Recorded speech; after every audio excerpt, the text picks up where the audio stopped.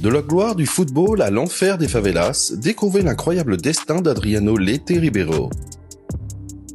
Aujourd'hui, vous allez découvrir le destin incroyable d'un footballeur brésilien qui a longtemps fait les beaux jours de l'Inter au poste d'attaquant. Vous avez deviné ? Surnommé l'Imperatore, Adriano Leite Ribeiro aurait pu entrer dans l'histoire, mais sa carrière a connu une triste fin indigne de son immense talent. De retour chez lui au Brésil, l'ancienne superstar du ballon rond mène une vie bien différente aujourd'hui, luttant avec ses anciens démons qui ont ruiné sa carrière et ont précipité sa chute. Retour sur le parcours de cette étoile filante du monde du football.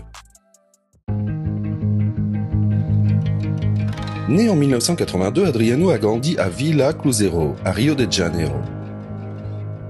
C'est l'une des favelas les plus pauvres de la ville. Les favelas, ce sont des quartiers pauvres, des bidonvilles brésiliens qui se sont principalement développés entre les années 50 et 70 avec les exodes ruraux. La vie dans les favelas est marquée par la pauvreté, la criminalité, la violence et l'insalubrité des aspects de la ville que Rio ne souhaite pas forcément mettre en avant.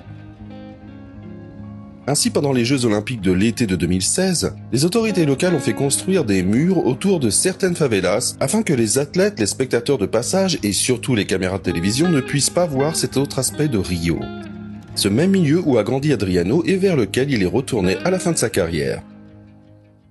Issu d'une famille modeste, le jeune Adriano commence à jouer au football à l'âge de 7 ans en intégrant le Flamengo, club populaire du Brésil. Sa grande taille lui a valu de débuter à des postes défensifs avant qu'on lui décèle son véritable potentiel offensif. Il est donc placé milieu mais finit par rayonner en attaque. Alors âgé de 15 ans, il domine par ses talents de buteur avec la Ligue des Jeunes. Il remporte le championnat du monde des moins de 17 ans en 1999 et en 2000. Il fait ses débuts chez les seniors en disputant un premier match contre Botafogo. Avec le numéro 14, il ouvre son compteur de buts lors d'un match face à Sao Paulo et la même année, il rejoint la sélection nationale.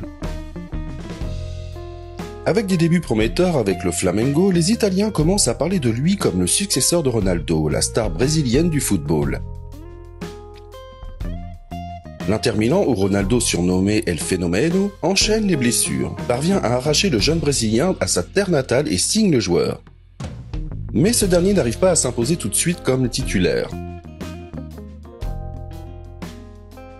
L'Inter décide de le prêter successivement à la Fiorentina, puis à Parme en 2002. C'est dans cette dernière qu'il va exploser. Le buteur brésilien marque 32 buts en club. Adriano va également s'affirmer comme une grande star de la sélection en marquant 2 buts lors de la Coupe des Confédérations en 2003. Sa carrière semble donc lancée.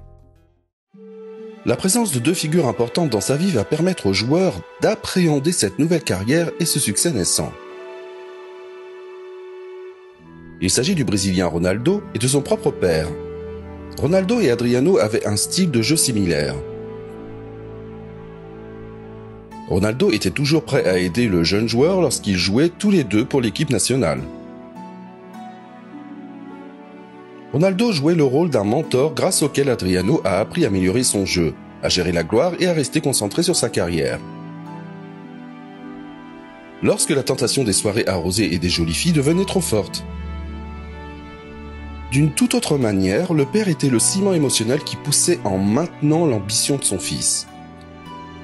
Pour Adriano, son amour du jeu, de l'argent et de la boisson n'était rien face au désir qu'il avait de voir la fierté dans les yeux de son père.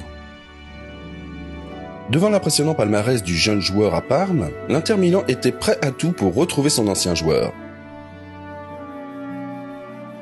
Le club lui propose ainsi le contrat de 4 ans et demi à 26 millions de dollars. À l'hiver 2003-2004, la nouvelle star y intègre donc le club milanais.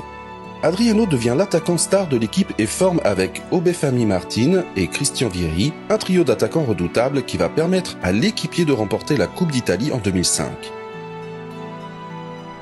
Au sommet de sa carrière, il triomphe également avec l'équipe nationale en Copa América en 2004 avec le titre de meilleur joueur et meilleur buteur. L'année 2004 a sans doute été la meilleure de sa carrière et des dizaines de buts marqués, lui valant la 6e place du classement de la FIFA des meilleurs joueurs sur la planète. Mais en août 2004, tout bascule. Peu avant un match de qualification pour la Ligue des Champions face à Bâle, Adriano reçoit un appel du Brésil lui annonçant la mort de son père des suites d'une crise cardiaque. Après la victoire de la Copa América, Adriano prononce un discours à une conférence de presse en dédiant sa victoire à son père, à qui il doit tout. Maintenant, sans son père, c'est tout son monde qui s'écroule. Le coéquipier d'Adriano est présent lorsque celui-ci reçoit la tragique nouvelle. Il raconte la scène avec émotion. Quand il a reçu cet appel lui annonçant la mort de son père, nous étions dans la pièce. Adriano a raccroché et s'est mis à hurler d'une façon que personne ne peut imaginer. J'en tremble encore aujourd'hui. Après ce coup de téléphone, plus rien n'a été pareil. Et de fait, le décès du père va marquer un tournant dans la vie de la carrière d'Adriano. Peu à peu, le Brésilien va sombrer dans l'alcool comme une manière de surmonter son deuil. Passant la plupart de son temps entre Milan et Rio, les boîtes de nuit deviennent sa deuxième maison et Adriano va s'enfoncer un peu plus dans le monde de la nuit. L'alcool et la drogue deviennent une partie de son quotidien. Cet alcoolisme, l'attaquant l'a presque toujours combattu tout au long de sa carrière, et bien avant ce drame familial. Il a d'ailleurs raconté être allé toujours ivre aux entraînements de l'Inter. Malheureusement, ce train de vie va finir par affecter ses performances sur le terrain. Adriano perd la forme. Il prend du poids et commence à perdre de sa force et de sa puissance physique. En 2009, après 50 succès, l'Inter Milan se sépare d'Adriano, souffrant du mal du pays. Adriano retourne au Brésil pour se ressourcer et réintègre pendant une brève période son club formateur, le Flamengo. Depuis 2010, Adriano vit une fin de carrière désastreuse et enchaîne les retours ratés, d'abord en Italie, pour retrouver la Série A, cette fois-ci sous les couleurs de la AS Rome. Le club se sépare de lui en 2011 suite à plusieurs écarts de conduite. L'équipe nationale du Brésil, témoin de son retour raté en Italie, décide de ne pas le retenir pour la Coupe du Monde. Il retourne en 2012 à Flamengo, il finira sa carrière en 2016 à Miami United, équivalent de la 4e division. Une triste fin pour celui qui était nommé l'Imperatore, qui avait tout en lui pour écraser le football mondial. Depuis, l'ancien attaquant est retourné vivre à Rio de Janeiro, là où tout a commencé pour lui, dans la favela de Villa Cruzeiro, une des plus dangereuses de la ville, contrôlée par des narcotrafiquants lourdement armés. En 2016, il a même été associé à l'un des gangs les plus meurtriers de Rio, le Comando Vermelho, une organisation criminelle connue pour le trafic d'armes et de drogue. Pendant quelques années, il va s'afficher à plusieurs reprises aux côtés des plus grands mafieux du pays. Soupçonné de trafic de drogue, Adriano s'en sort sans déboire judiciaire. Depuis plusieurs années, les frasques alcoolisées d'Adriano ne cessent de faire la une des journaux locaux et internationaux. En mars dernier, des images de l'empereur, comme il était surnommé, ont circulé sur les réseaux sociaux. Celle-ci montrait l'ancien attaquant en mauvaise forme et qui plus est en état d'ébriété à l'arrière d'une moto. Ces images ont fait réagir les internautes et les amoureux du football, attristés par la nouvelle vie de l'ancienne star. Aujourd'hui, et malgré ses nombreux écarts et la triste fin de sa carrière, Adriano reste une personnalité populaire et très appréciée au Brésil. Sa carrière de footballeur aurait pu aller encore plus loin et entrer dans l'histoire, mais il aurait fait partie de ces sportifs qui n'ont pas eu de chance de connaître une carrière à la hauteur de leur talent. S'il a sombré dans la décadence et a perdu sa fortune, Adriano estime pourtant avoir retrouvé sa joie de vivre en retournant aux sources auprès des siens, à Rio.